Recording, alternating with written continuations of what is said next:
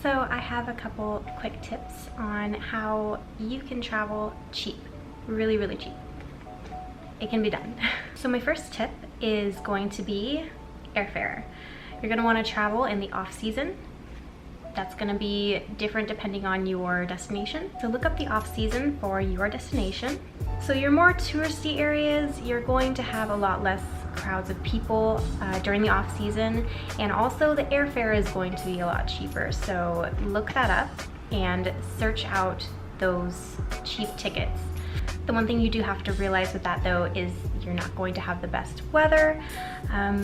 Some people are gonna have more of an issue with that than others, but sometimes it's not as bad as you would think. All you have to do is just plan accordingly. My sister went to Costa Rica for her honeymoon during the rainy season in Costa Rica, and it was actually fine because the raininess would go away after like the morning, and then they could enjoy the rest of their time there, and there wasn't big crowds, and the airfare was cheap.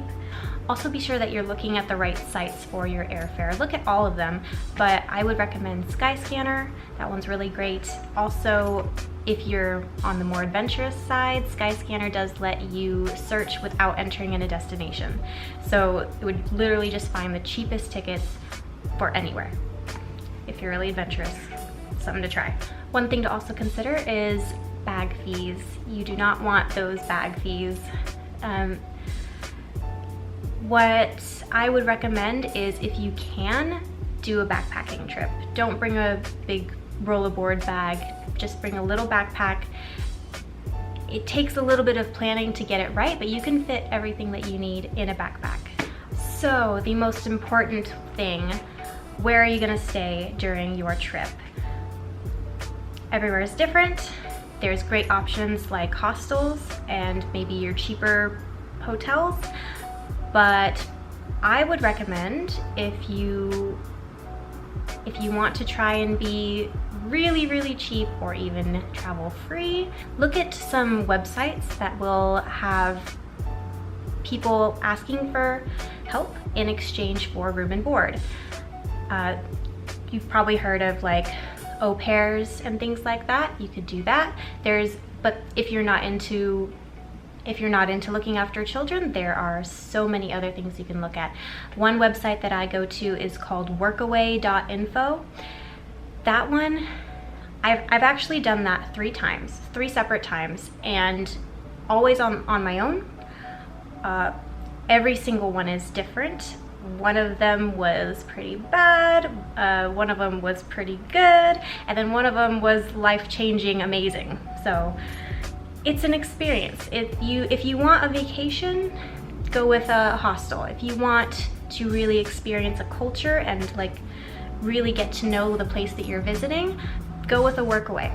A lot of the Workaways even do have au pairs on there if you do like spending time with children, or a lot of them have gardening or cleaning, or there's so many different options. You can look specifically for what kind of work you want to do, or just look specifically for where you want to go. You would be working while you're there, so you would have to take that into consideration. However, it doesn't take away from the experience at all. I would even say that it adds to it. Also, a lot of these are going to be small organizations or businesses that are asking for help, and so there will be more than just you there. There will be other travelers. There will be sometimes even students, maybe college students. Also, if you really want to explore a culture, there are Workaways available for longer periods of time. The last one that I did, I was there for 3 months, and I really got a chance to be involved with the community and be just a part of the organization that I was working with, and it was an amazing experience. That was the life-changing, amazing one. So I did touch on hostels a little bit. They are going to be your more vacation-y option. I have done that as well, and I have met great people when in hostels. The people that you meet in hostels are going to be very much like yourself, interested in the place you're at and more on the adventurous side. So definitely check out any hostels' common areas and you will meet amazing people. Another tip I have is to use that public transportation. In a lot of other countries besides America, there is great public transportation, especially in those more backpacker-friendly areas. Some places that I've been, I was able to get around pretty much the entire country just with the trains or buses, and it was not very expensive. So I'll put links down below to all of the websites that I was talking about if you want to check those out. And lastly, I want to say there are other ways too.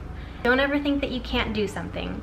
If something seems too expensive or too difficult or in some way inaccessible to you, there is a way for you to do it. Just be adventurous. Be willing to look into those alternative options. They're out there. So don't forget to leave any questions or comments down below, and I will definitely answer them. Have happy travels. Bye-bye.